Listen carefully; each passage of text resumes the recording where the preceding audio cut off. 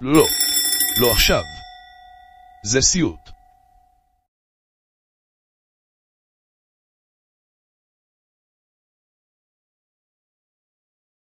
מה אתה עושה?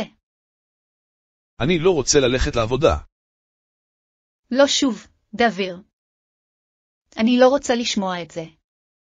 יש לי את החיים הגרועים ביותר. למה אני?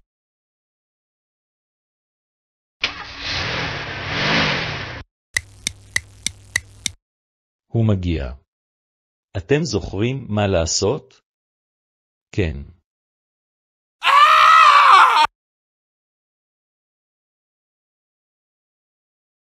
החיים כל כך לא הוגנים. אני רוצה לחזור הביתה. אני שונא את העבודה שלי.